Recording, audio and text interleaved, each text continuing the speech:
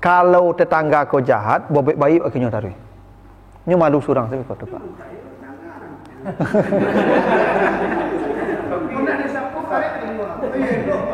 Ya. Abali kue agen kenyo, masak sambal agen kenyo. Kalau kasus mereka Ustaz, apakah ada hak di situ tu boleh awak misalnya awak berazam berdekat situ tu meminimalisir untuk terjadi hal-hal misalnya asusila supaya tidak terjadi di lingkungan awak, tapi mungkin terjadi di situ. Apakah memang ada di situ tu awak yang menerapkan denda atau sanksi?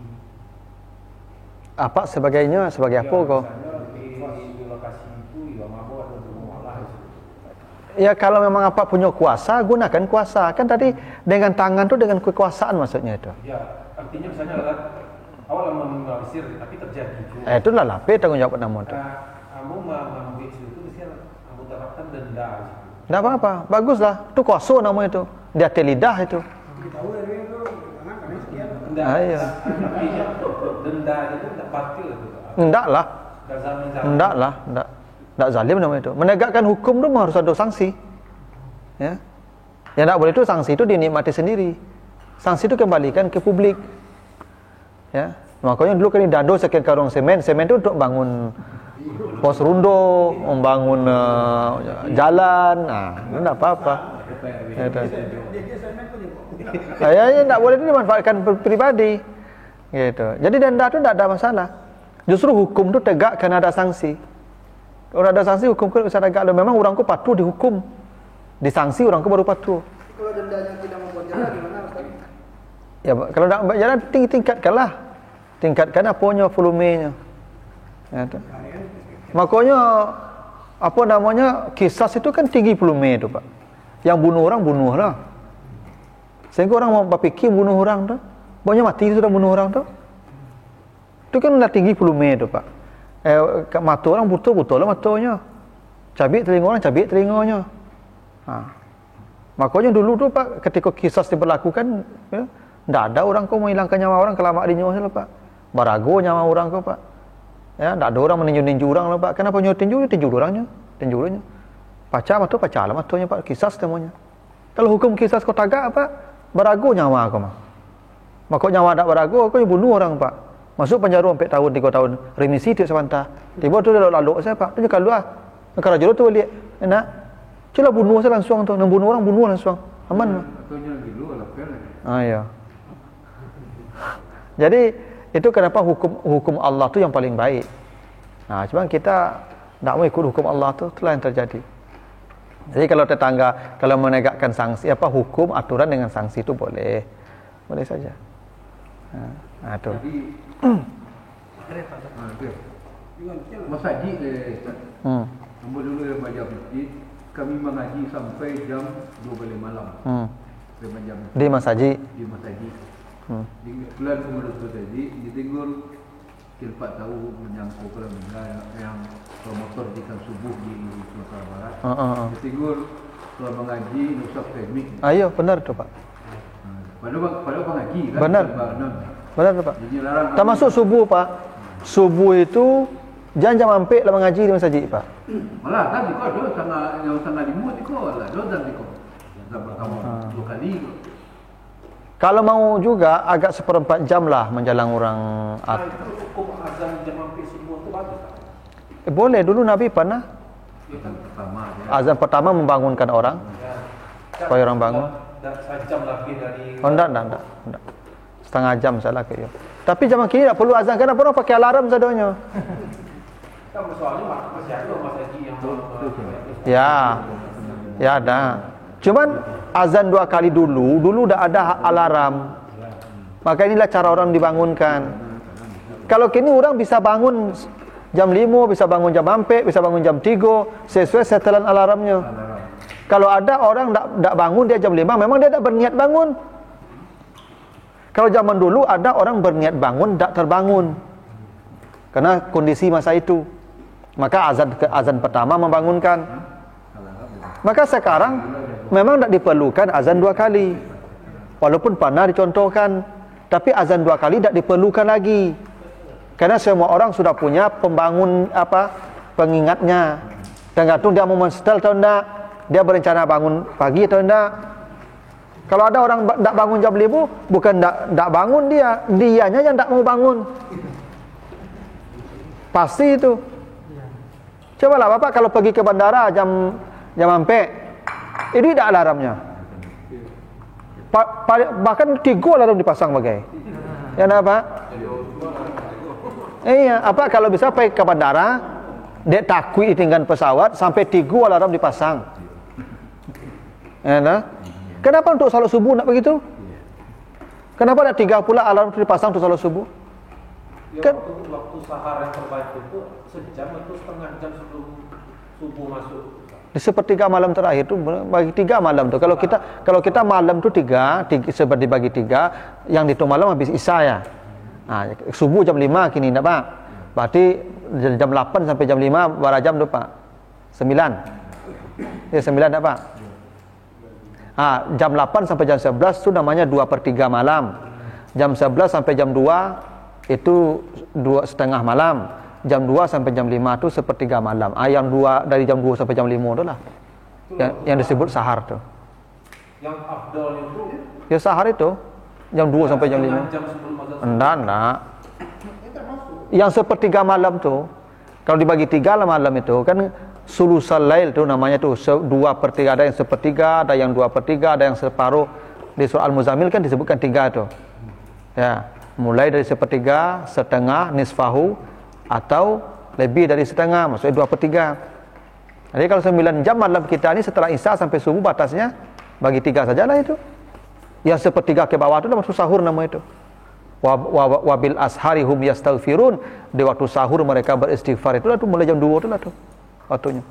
Itu maka Nabi kalau bangun malam tu dah lalok lah sampai subuh. Artinya kalau mau itu sahur nawak jam 3 ya sampai kan ada yang terbaik waktu yang setengah jam sebelum waktu sahur, makan sahur Ramadan nih. Iya. Sahur itu dari sahur itu enggak. Iya. Cuman memang melambatkannya supaya lebih dekat ke fajar untuk supaya jangan lapar panjang awak. Tuh saya. Tapi ini waktu sahur ada hitung 1/3 itu. Itu 1/3 malam itu ke bawah sampai subuh itulah waktu sahur tu yang disebut wabil ashar namanya. Di waktu sahur. Disitulah waktu istighfar yang paling baik. Yastaghfirun. Karena kata Nabi ada hadis hadis kursi, Allah turun ke langit dunia di 1/3 malam terakhir. Dan Allah berkata, siapa yang berdoa di waktu itu saya jawab. Siapa yang meminta saya beri. Siapa yang beristighfar saya ampuni. Dalam ayat tadi wabil ashari hum yastaghfirun, di waktu sahur mereka beristighfar. Allah menjanjikan siapa yang beristighfar di waktu itu saya ampuni. Makanya sahur itu 1/3 terakhir itu. Itu maksudnya. Waktu sahur itu dihitung 1/3 malam terakhir. Karena Allah menjanjikan begitu. Allah turun ke langit dunia dan menunggu istighfar orang. Dan istighfar kata Allah tadi bil ashar, di waktu sahur. Dan sahur itu ternyata 1/3 terakhir itu. Itu Pak. Nah, jadi itu ya urusan tetangga tadi. Nah, kita selesaikan dulu hadisnya. Nah, yang kedua, berwasiat dengan istri dengan cara yang terbaik. Kasih nasihat istri. Jadi kalau ada orang Bapak Ibu ya tiap hari menyerengi, saya kurang rumah Pak. Itu udah orang beriman itu Pak. Ya Pak. Kadang-kadang dia sampai balik hari ni off juga tu ni. Malu bisa sampai balik hari ya off kok. Itu lebarannya di sini. Itu kalau itu ya. Jadi memang kan ada orang-orang tertentu Pak kasar ke istrinya tuh. Kasar Pak. Bahkan istri kok takutnya pulang Pak. Ada ibu-ibu kok Pak salah pulang suaminya Pak. Ini lah jantungan tuh Pak. Samenya Pak. Ada itu Pak. Tak bahagianya istrinya pulang lah. Sehingga kalau suaminya nelpon, ambo dah pulang lah ya, ambo kalau kota aja. Alhamdulillah. Sujud syukur ibu kok. Ya. Justru kalau pulang apa aku sasak ngoknya. Memang ada begitu Pak, ada. Indah kan seringi ko ha. Kan seringi kan apa kan sering kan apa ndak ada yang elok saya no isteri kalau Pak. Padahal kata Allah kalau salah pun istrimu engkau kasih nasihat dia dengan cara yang paling baik. Ya. Nah, jadi memang ada karakter apa-apa kok kalau orang lainnya lembut Pak. Orang kawan sekantu kan. Halo, Assalamualaikum. Waalaikumsalam ya. Oh ya, banyak cerita Pak. Tiba orang rumah nelpon, "Ha? Ha? Lah, oh, lah. Nah itu saja. Iya. Ajalah orang kawan sekantu nelpon Pak. Yo sabana lembut bana. Ya Pak. Orang rumah nelpon, "Ha, yo, lah. Ah, itu saja Pak. Kalau yang dulu minta maaf Ustaz. Siapa yang minta maaf Pak? Misalnya terjadi sengketa itu harus laki-laki kan egonya tinggi Ustaz. Iya. Jadi siapa yang harus dulu minta maaf dari? Ya minta maaf yang salah lah. Oh, yang salah. Kalau kakak istri itu bang. Hah? Saya yang salah. Ya kalau apa yang salah apa lah minta maaf. Saja lewat salah tu lalu minta maaf kau.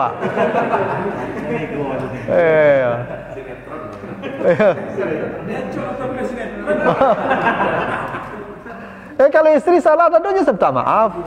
Itu makanya kalau istri salah tu kan kasih nasihat. Perintah Allah kalau istrimu salah, fa'izuhunna, engkau kasih dia nasihat yang baik. Kalau dia salah juga, sama juga, tak berubah juga, ada aturan kedua, wahjuruhunna fil madaji, pisah ranjang. Tak berubah juga dia, salah juga lagi, makanya fadribuhunna, kau pukul atau tinggalkan dia. Salah juga dia, baru kita ketemu bapaknya lagi, kita diskusi dengan bapaknya, mana rancak lagi kau Pak. Ya kan lah habis susah wambu rasuya anak Pak. Nah, itu caranya Pak. Tak. Ya, makanya kalau kasih kita nasihat, kata Nabi, khairan, nasihati dia dengan cara yang paling baik. Ya. Jangan menasihati itu mempermalukan dia. Kan kadang-kadang ada kita kasih nasihat orang tapi mempermalukan orang, Pak. Misalnya Pak RW salah. Tapi waktu menasihati Pak RW daki orang banyak kok. Itu tidak menasihati pun nama itu mempermalukan Pak RW namanya itu. Ya, mahasiswa aku salah, tu ambo nasihati daki kawan-kawannya banyak tu Pak. Tu rontok harga dirinya nanti itu. Makanya perempuan juga begitu, kalau kita punya masalah makanya pisah ranjang itu Pak. Tidak sampai keluar kamar urusan kita tuh Pak. Tetap dalam kamar saja Pak. Lokalisir. Maka kasih nasihat dia dengan cara baik Pak. Iya. Ya makanya mengasih nasihat itu siapapun tetap khairan. Apalagi dengan istri. Makanya orang yang mohon maaf yang selalu mengasari istri itu tandanya orang tidak beriman itu Pak. Coba bayangkan Pak, istri kita sudah diserahkan oleh bapaknya kawak. Dulu yo bapaknya Pak, yo bana jo kasih sayang yo kadangan anak orang Pak. Iya. Ya, tibu dawaknya kan seringi nyo pakai nyo lapak. Itu kan di mana keimanan kita tu Pak. Padahal wak berjanji ya Paknya dulu. Kan ya, akad ijab kabul tu Pak artinya anak ambo ko bahasanya Pak, coa ambo menggadangannya, merawatnya cuci tulang ya. Itu bahasa yang disampaikan oleh ijab kabul itu Pak. Jadi Pak, ambo terima anak Pak, aku cuapu apa merawat, cuci tulang ambo merawatnya. Itu janji itu Pak. Walaupun bahasa kasarnya saya nikahkan engkau, saya nikahkan itu sado include situ Pak. Anak ambo ko belanja dari ambo dulu, kini ambil belanjanya ya Pak. Sebanyak apa baginya belanja, sebanyak tu baginya belanja. Anak ambo dulu dosanya dan tanggung ya Pak. Ayo Pak, ambo tanggung dosa anak Pak, seperti apa menanggung dosa anak Pak. Itu ijab kabul tu Pak. Makanya ijab kabul tu Pak, itu perjanjian yang berat kata Allah. Misakan ghaliza namanya. Perjanjian yang teramat berat. Kalau ndakkan lebih kita memberi kepada istri kita seperti dia terima dari bapaknya, minimal ndak boleh kurang Pak. Sama minimal. Padahal ndak bapaknya melapaknya, memijaknya Pak. Tapi kok tiba di tangan awak kok begitu anak orang Pak. Wajar kata Nabi tidak beriman karena dia menyalahi janjinya. Dia tidak memenuhi janjinya ketika akad nikah itu. Itu makanya kata Allah, yang tidak menasihati istrinya dengan baik, imannya dicabut oleh Allah itu. Tidak layak dia masuk surga nanti itu. Karena syarat masuk surga itu iman. Gitu. Coba, apa yang punya anak perempuan, pernah tidak Pak sifat anak apa? Pernah dapat lapak anak apa dan perempuan? Tidak. Laki-laki mungkin dia cukup lapak apa. Tapi yang perempuan tidak. Tiba serahkan ke laki-laki lain, Pak, nyul tangan ini anak awak apa? Apa perasaan awak apa? Kok tahu awak? Nyoberang itu sebentar menangi, jawab tak pada anakku menangi lah, Pak. Tiba di suaminya, Pak, menangi itu sebentar si anakku. Itu tidak amanah namanya, Pak. Tidak menjaga amanah dari apanya itu makanya tidak beriman suami yang begitu tu. Itu makanya, Pak, ketika awak kamu nikah tu bertanya ke apaknya dulu. Para belanjuan apa sebulan, para beli baju sebulan, beli badak sebulan ya. Tanya, Pak, kau tak kalau habis sama. Kau tak sebelum menikah jawab anak kau rancak berasiap anak orang. Tiba jawab balu muik lawak ya kan? Lawak kabuinya. Ya. Dah tahu urus saya, Pak. Minta badak saya, beli badak saya seringi panjang saya.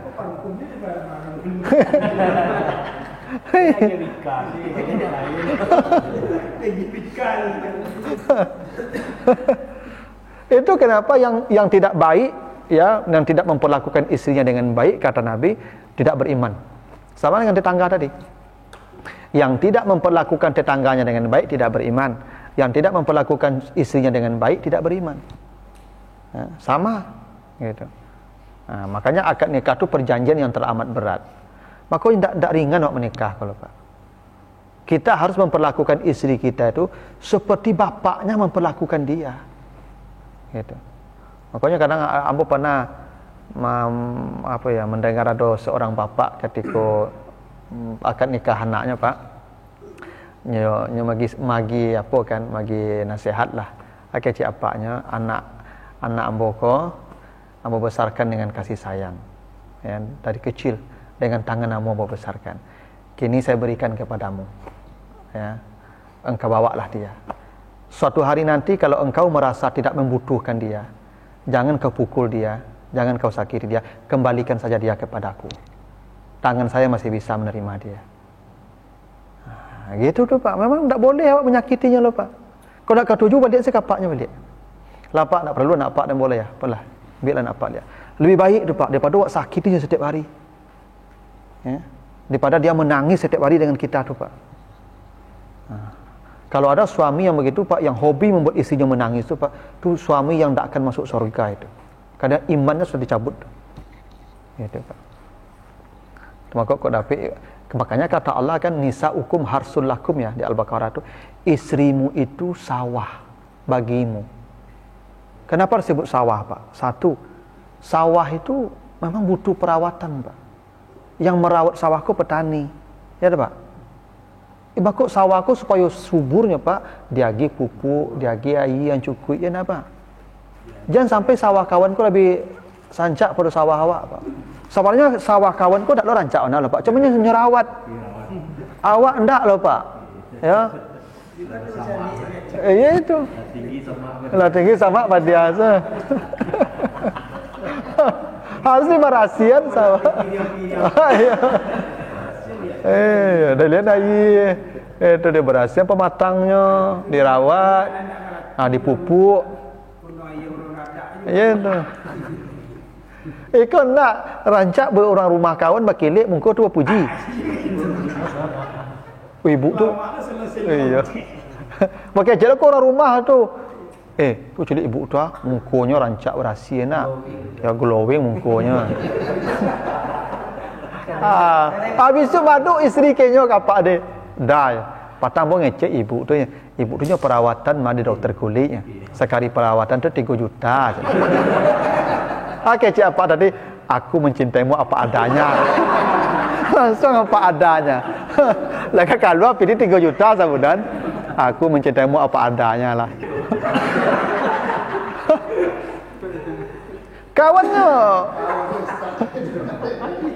Kawannya perawatan.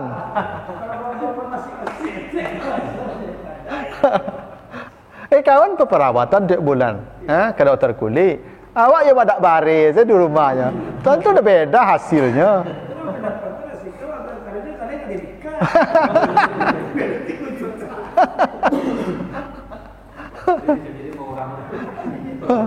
Nah, jadi itu kenapa Nabi mengatakan yang tidak berlaku baik pada istrinya dia tidak beriman. Tidak cukup kita beriman itu dengan salat-salat ya baca Quran. Memang ada orang Pak salat rajin baca Quran tapi ke istri kasar benar. Ya. Tidak pernah lembut ke istri kalau Pak. Nah, itu pasal jadi kalau lah pulang Pak ini ibu lah baca Yasin bagaimana baca. Lah baca kursi bagaimana. Serupu jin pulang kan. Iya. Iya. Yasinnya bagaikan. Ya itu karena memang tidak merasa nyaman jawab lah. Ya kan? Padahal harusnya awak tampik berlindungnya malah diseran dak apaknya kawak mah. Ya sampai ke akhirat awak tanggung jawabnya lah kan. Nah, maka nak merasa nyaman jawab karena tadi tu tidak ada kelembutan kayaknya. Nah, kalau punya salah, jangankan dia baik, salah pun dia tetap kita berlaku lembut. Nah, kenapa? Karena perempuan itu kata Nabi diciptakan dari tulang rusuk, dari tulang rawan yang bengkok. Bahkan yang paling bengkok, yang paling ngate. Tulang rawan itu apa? Kalau diluruskan patah kata Nabi. Kalau dibiarkan makin bengkok. Maka kamu sulit memang menghadapi perempuan itu. Iya kalau perempuan itu diciptakan kalau bengkok basi bisa lurus Pak. Ya bengkok kayu bisa lurus Pak. Tapi kalau bengkok tulang, dilurian patah kata Nabi. Dibiarkannya makin bengkok. Pilihannya duanya Pak. Kalau tidak dilurian, dipadian, dua-duanya nendok lah. Dilurian patah, dipadian makin bengkok. Baca caranya lah Pak. Itu makuk masalah Pak gadang Pak.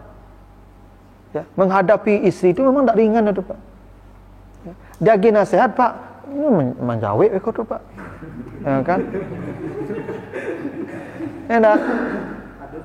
Bahkan lebih panjang lewat jawabnya lah Pak.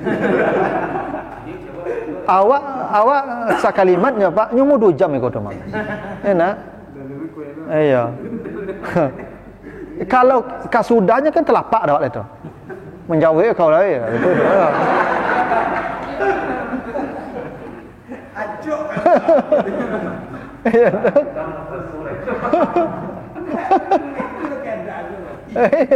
Itu Ustaz, kamu mengalami sendiri gitu.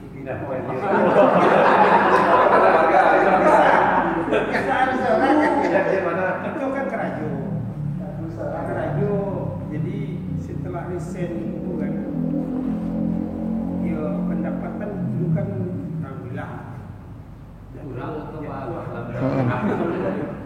Jadi di saat itu nggak siap dia menerima keadaan begitu. Jadi akhirnya orang melaksanakan soalnya nak menginginkan loh gitu, tapi sang istri itu berubah pikiran dengan asumsi ke pihak keluarganya gitu. Ya nak mungkin lah aku kawan lain biar saya. Di bagian orang kucing orang kanan dia kan itu. Ada karya non rumah. Siapa tinggal lain itu. Jangan dari awak secara keluarga dengan agama tetap masih merasakan dia tetap istri. Tapi keputusannya tetap dia minta cerai. Ya itulah hubungan dari orang tuanya gitu lah. Gitu. Ya tapi dia kan tak minta cerai. Kalau tak minta cerai tak apa-apa. Kalau dia minta cerai, istri yang minta cerai pada suaminya tanpa uzur haram mencium aroma surga. Ayyumra'atin talabat min zawjiha talaqaha faharamun 'alaiha raihatul jannah. Perempuan mana saja yang menuntut cerai pada suaminya tanpa uzur ya. Kecuali suami tadi mungkin secara fisik tidak bisa lagi melayani atau mungkin tidak bisa lagi kasih nafkah. Itu tidak ada uzur, tidak ada uzur. Yang begitu perempuan dia haram mencium aroma surga. Kalau alasannya mungkin suami ketek penghasilannya itu tak boleh, itu dah uzur namanya itu. Bersabarlah dia. Jadi itulah. Masalahnya dalam perjalanan itu dia mintakan cerai.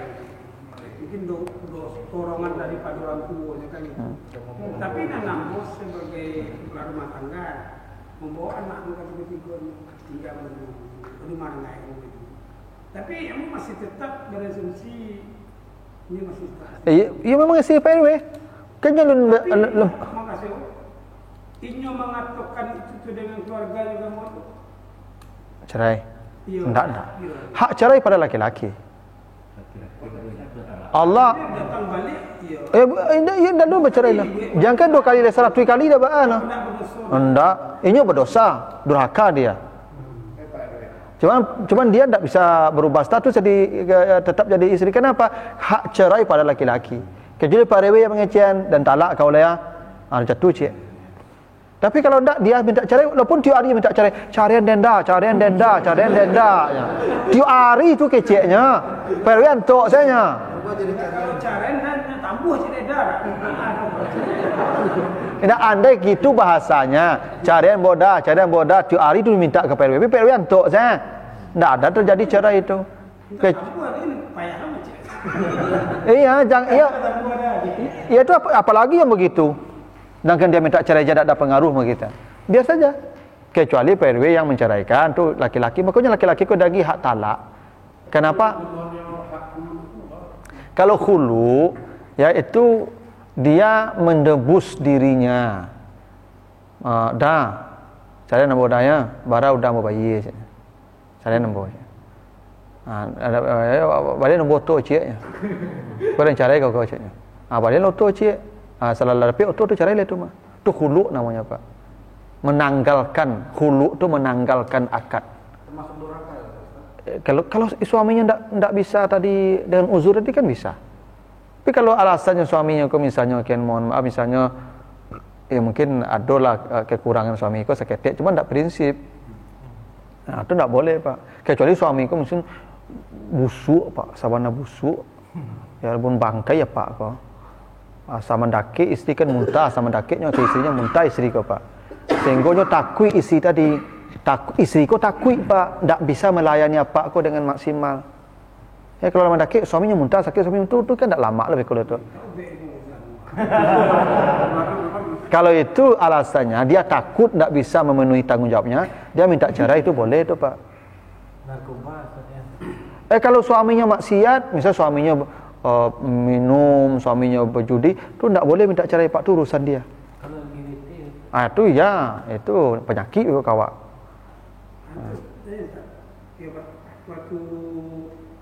Waktu kami mulai pendekatan kawan-kawan di pendidikan di UI, banyak kawan-kawan itu maaf kawan-kawan banyak hijrah kan, ada hasil dari dari perusahaan itu. Jadi itu tuh pernah mau merasakan terhadap dirimu sendiri yang mau sampaikan itu kawan. Jadi kawan-kawan itu istrinya itu ada tak bisa menerima istrinya sampai terjadi itu. Yuk, jangan hijrahnya kan tujuannya kan baik sebenarnya suami. Jangan istri awak Pak. Istri Nabi Nuh saya tak siap lah. Sampai istri Nabi Nuh itu durhaka kan. itu sifat atau karakter? Ya perempuan tu Paknya kalau kurang pitinya penyakitnya banyak Pak.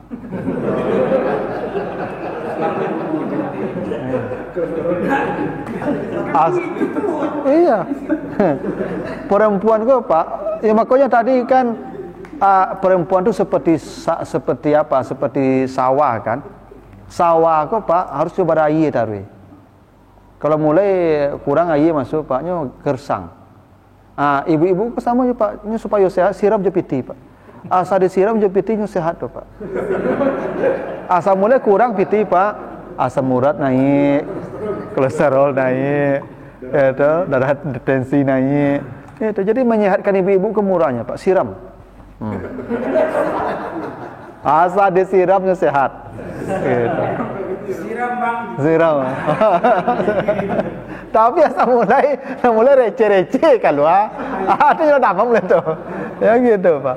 Itu bukan isi zaman kini Pak, sejak isi Nabi Nuh lah ialah itu je.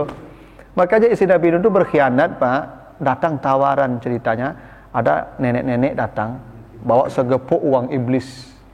Katanya, mau tak engkau memata-matai suamimu? Karena kau kan paling tahu suamimu kemana. Tolong mata-matai dia, kasih tahu ke orang-orang yang membenci dia nanti. Apa saja yang dikerjakan supaya orang-orang kau bisa leluasa mengintimidasi Nabi Nuh, menyakiti Nabi Nuh. Dan orang tahu gerak-gerik Nabi Nuh. Dari mana orang tahu, Pak? Istrinya lah. Sehingga suka dapat piti dari iblis tadi. Itulah awal pengkhianatannya tu, Pak. Masalah itu je. Jadi keluar dari itu kerajaan model. Tak siap perempuan dulu, Pak. Tak siap perempuan dulu. Tak banyak perempuan tu yang bisa mensupport suaminya, ya, ketika suaminya ingin baik, lalu berdampak kepada finansial. Tu tak banyak perempuan yang siap dulu tu, Pak. Karena apalagi lah tapi asu hidup sanang, Pak. Hidup mewah. Tu makanya agama kalau memilih isteri ku nomor 1 ke Cik Nabi. Ada cantik, ada kayu, ada jabatan, agama nomor 1 kalau ada agama. Sebab jo agama ku abadi langgeng. Yo agama ku paham justru dengan dapat suami itu bangganya, Pak. Menderita lebih bahagianya menderita tu, Pak. Ketimbang sanang dengan perkara haram tu. Maka agama nomor 1. Makanya PRW kalau jadi orang rumah memang seleksi agama ikut atau longsong tu, Pak.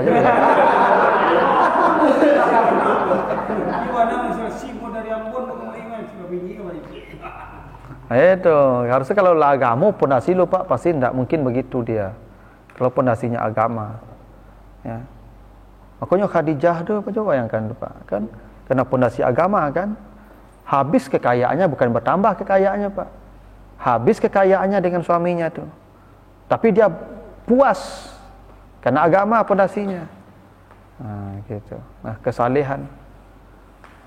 Tapi yang terlongsong tapi akal ya, Pak. Ya pasora terima salah apa adanya betul le. Gitu. Nah jadi kan anak lewat tambah aja taruh itu. Itu tanda oleh apa tu harmonis tu. Ya. Tapi awak kece dak cik. Ada dulu orang kau nya tak cinta panjang sekecil, Pak. Tapi anak taruh ya ada tahu lah. Kan? Itu. Jadi sukses laki-laki itu ada di belakang, di balik suksesnya laki-laki itu ada istri, ada orang tua itu di agama atau istilah apa saja, Ustaz? Itu palama apa saja itu. Itu banyak orang lagi. Nah, kesuksesan itu bukan karena, ya pasti kalau ada orang-orang di belakang itu pasti. Tapi tidak hanya orang-orang itu, bukan hanya orang tua, bukan hanya istri, kawan-kawan kan juga, lingkungan juga. Makanya mencari kawan yang saleh kan. Bakawan orang saleh, acuk duduk orang saleh itu mempengaruhi awak je begitu, Pak, sadonya tu. Sama makanya ya almaru ala dini khalilihi kata Nabi. Seseorang itu dibentuk oleh orang-orang sekitarnya. Awak kau saleh kalau bakawan orang saleh, Pak. Bakawan orang panjang lah, Pak. Makanya petua orang, Pak, bakawan jo tukang parfum minimal kane harum. Enak. Ya. Bakawan jo tukang apa minimal kane asok. Ya, minimal bakawan jo ustad minimal pandai azan. Nah, Pak, kalau nak kan pandai jadi imam, kalau nak kan pandai. Ya. Itu bakawan jo orang mendomino minimal tukang etong. Ya, Pak, kalau nak kan pandai mendomino. Bakawan je penciluk minimal tukang calian orang. Karena sudah petuahnya tu, Pak. Artinya kawan kita mempengaruhi kita. Orang-orang dekat kita mempengaruhi keberhasilan kita. Makanya hijrah itu bukan hanya hijrah dalam pengertian pindah tempat, pindah kawan. Kalau selama kawan lingkungan komunitas orang-orang tak baik, pindahlah ke komunitas baik.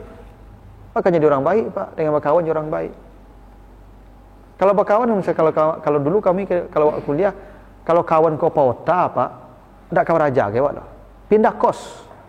Jangan kos orang pauta tadi. Tapi kalau berkawan kawan-kawan kau buku saja pacik sedap. Minimal mencari cover, mencari kulit-kulit buku saja kau, Pak. Kau nak kawan baca Ya enggak?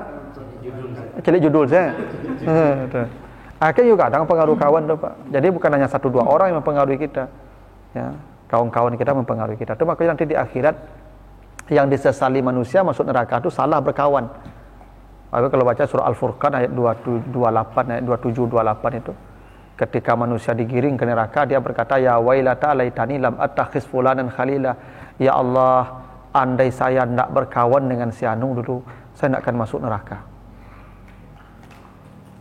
Jadi kita masuk neraka itu, Pak, orang masuk neraka karena salah kawan.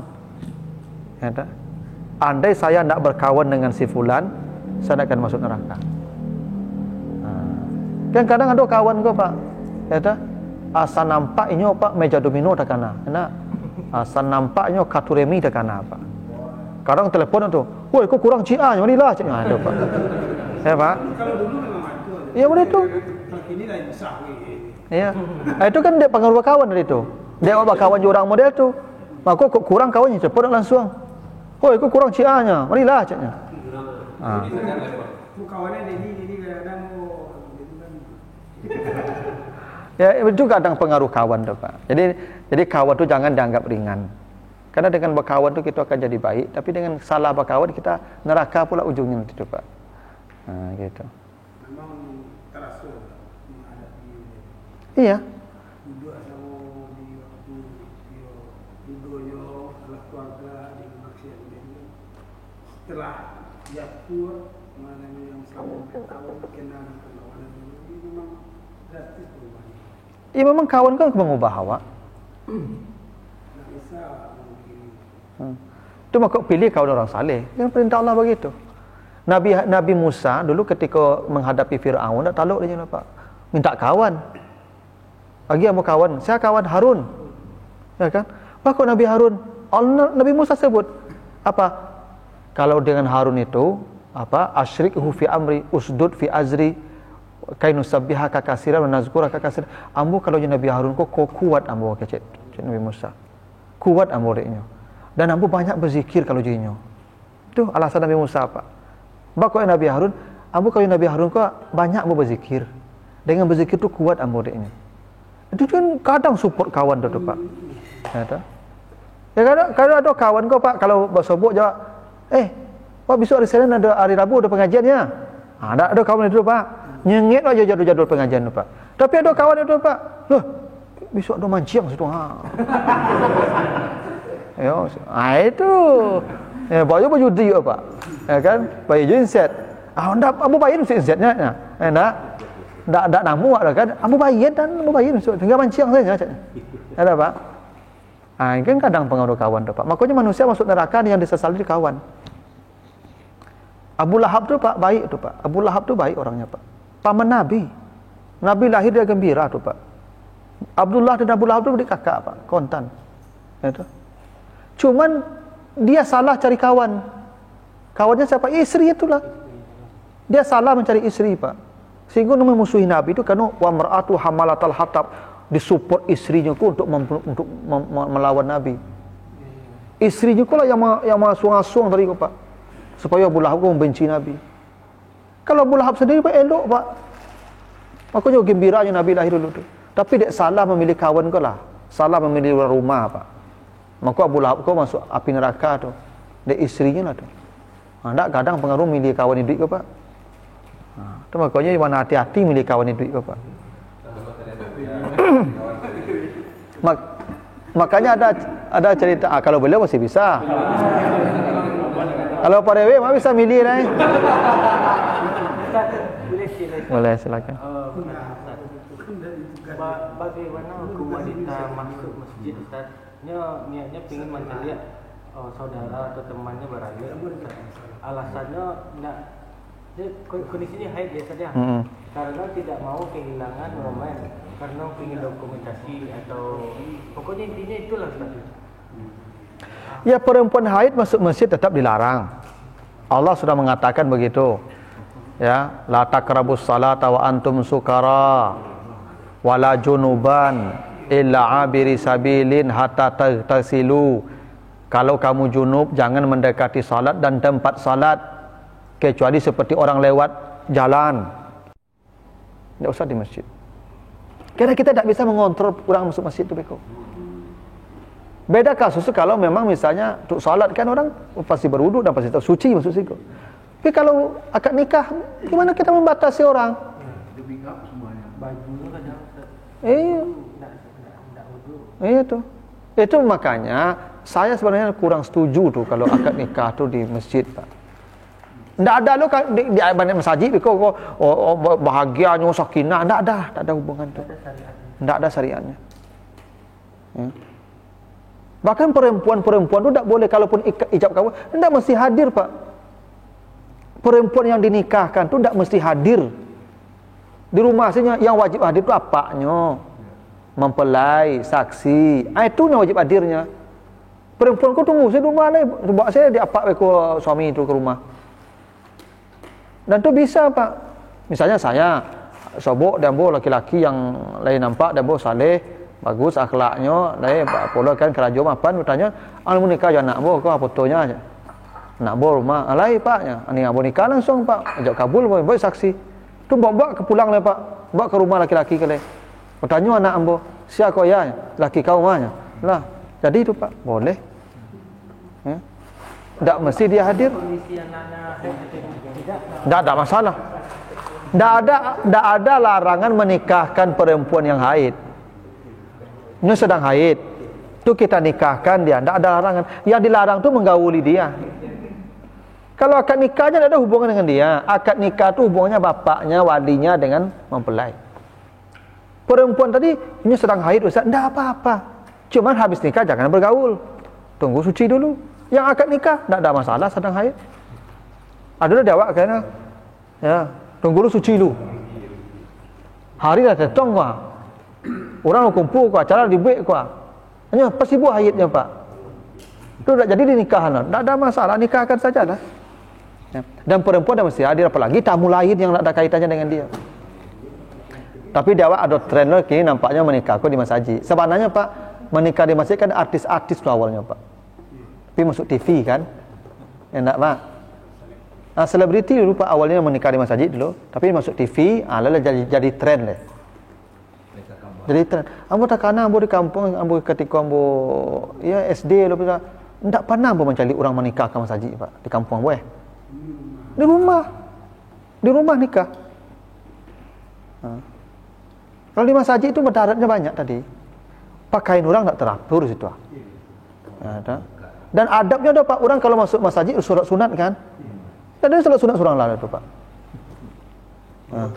Foto-foto situ bagai. Ya kan, berempet-empet laki-laki produksi foto-foto di masjid kan. Banyak mudaratnya, Pak. Ya. Tapi itulah seorang orang kini kok saleh kalau menikah di masjid itu. Kan itu kesannya saleh gitu. Sama jo ape kalau baca Quran bunyinya kan tu saleh tu. Dah tentu beko nyombok ke kamar mandi, Pak, berbunyi baca Quran di kamar mandi tu. Tak boleh dah tu. Kan ada kebanggaan, Pak, aku ringtone HP kau baca Quran kau saleh gitu.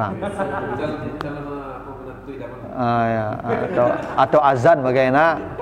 Tak perlu. Dengar musik tu lah, nak getar saya. Yang sebab kau bunyi di masjid, di airport, di WC. Sama di masjid kau.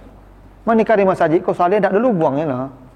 Banyak mudaratnya menikah di masjid, tapi kau kalau tak apalagi tamu kau tak bisa awak seleksi kan. Dan haid ni kamu kadangnya kurang kau, Pak. Yang lama saya duduk sekali di masjid kau, Pak. Pada dilarang.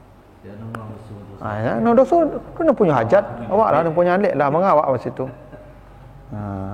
Kalau perlu tahu ini baca dari Ustaz. Jangan mau. Kau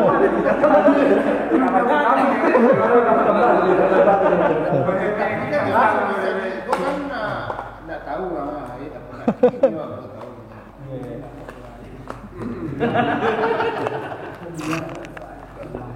Kalau kok lebih bisa diulang lah ini. Ya, tapi tu jo Apollo kan jo yang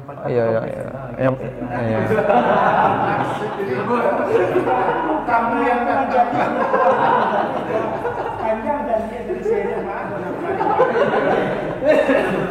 Itu bukan masalah perempuan.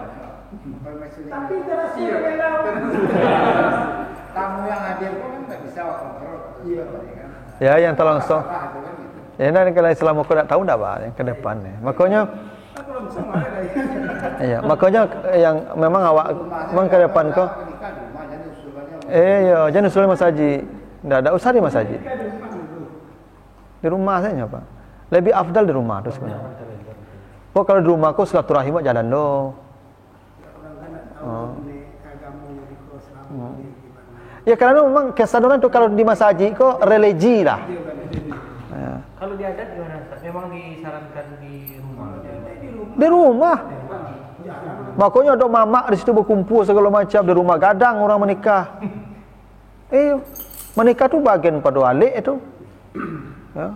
Menghadirkan orang-orang penting kalau menikah tu. Kalau menikah hari Jumat, hari itu tidak ada masalah. Tidak ada, menikah tu sembarang. Kau Pak RW malam begini.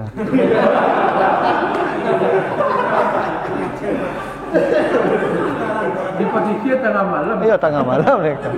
Iya betul tu. Apa apa sendiri tu? Iya. Bulan puasa boleh Ustaz. Iya. Ya iya. Tidak ada waktu tu, tidak ada batasannya. Bila kasak saja. Iya. Asal kasak mandi. Itulah Bapak Ibu ya, apa saudara-saudara. Mudah-mudahan ada manfaatnya. Lebih kurang mohon maaf. Subhanakallahumma wa bihamdika asyhadu an la ilaha illa anta astaghfiruka wa atubu ilaika. Assalamualaikum warahmatullahi wabarakatuh.